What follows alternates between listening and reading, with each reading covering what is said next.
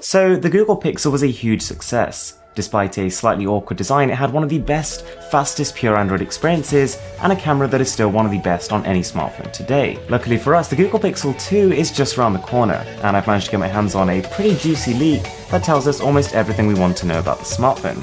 So with that being said, let's get right into the video.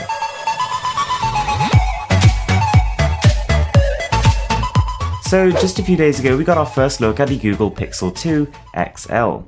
Now, whereas with the last generation Pixel and Pixel XL devices, they had a pretty similar design, almost identical except one was slightly larger than the other, this time around we're expecting two slightly different designs. So whilst we do only have the Pixel 2 XL right now to look at, it shouldn't be too far off the Pixel 2, and so we can use it to approximate most of the things we'll be seeing on both smartphones. So essentially we have one image to work from, and one of the first things you're going to notice is it's got a huge display. This is going to have a 2:1 ratio, something close to what we've seen on the Galaxy S8 or the LG G6, and to be honest, this seems like the new standard. As more and more smartphones start to adopt this, more and more content will be made to work with it, so it's not really a problem, it's just something that we're going to accept. Now, when it comes to screen sizes, whereas with the last generation we had a 5-inch and a 5.5-inch screen, with this new Pixel 2 XL, we are looking at a 6-inch display. And what that means is the normal Pixel 2 smartphone is going to have something in the range of 5.3 to a 5.7-inch screen. And yes, that is a huge jump in screen size, but that is a trend we have been seeing this year with almost all smartphones. And the best thing about this is it's not actually going to result in a bigger phone. So as you can see with the Google Pixel and the Pixel XL,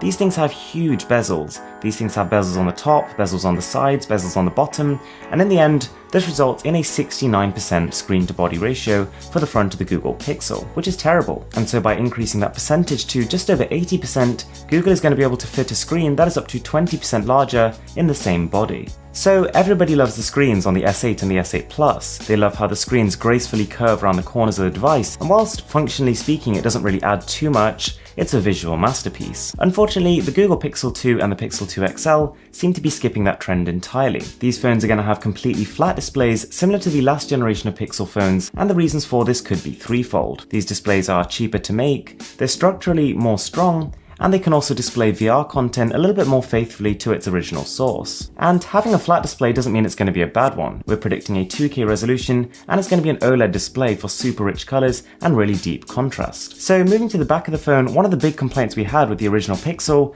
was this garish strip of glass. People were kind of wondering why it was there, and most people thought it looked a little bit like a toy. And Google's listened. They've made the glass quite a lot smaller with the next generation Pixels, so much so that the fingerprint sensor is now positioned on the aluminium itself. Rather than dominating the back of the phone, the glass has been relegated, it's been moved upwards, so that instead it's acting to highlight the camera setup on the phone. And I think this looks far sleeker. And so talking about the camera, we can actually learn a lot about what to expect just by looking at this photo.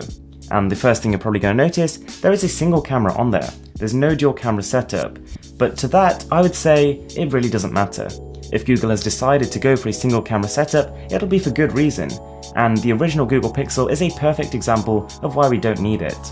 This thing has a rather small single camera setup, but using its great HDR algorithms, Google managed to create, even today, even a year after its original release, the second best camera on a smartphone right now, according to DxOMark. It is still rated higher than the dual cameras we've seen on the iPhone 7 Plus, on the Huawei P10, and many more smartphones like it. Another thing, that sensor is gigantic. It is at least twice the size of the sensor seen on the last generation smartphone. And that can only mean good news. A larger sensor means more light enters the lens, and therefore you can shoot photos at a lower ISO and get less noise in them. And so the last thing about the camera is that taking a look at the photo, it looks to be completely flat, which people really like because it means when you lay the phone flat on a surface, it actually lays flat. So one of the reports I was reading to get a lot of this information also said that the new Pixel phone will actually use a similar squeeze functionality to the HTC U11. And that's kind of interesting. I mean, if we look back to when the U11 was launched, the general reaction to it was, well, that's kind of interesting, it's a bit of a gimmick and we don't really need it. But it does have one benefit. Being able to squeeze the smartphone and instantly launch an application means that that application is one less click away. And whilst the HTC phone was using this as a sort of shortcut to access applications or toggles, what I think is going to happen with the new Pixel is they're going to implement this as the way to open Google Assistant. Now, for those of you who have been keeping up, Google is really pushing its Google Assistant. It's been constantly updating it, constantly making it better, and constantly trying to push it out to as many devices as possible. And what is a way to make people use the Google Assistant more to make it more accessible. So in my opinion, that's what's going to happen, and it should be exciting to see the implementation of it. So guys, that is what we know about the Google Pixel 2 and the Pixel 2 XL. Of course, there is plenty of stuff we don't know, but stay tuned to the channel and I'll make sure you stay in the loop.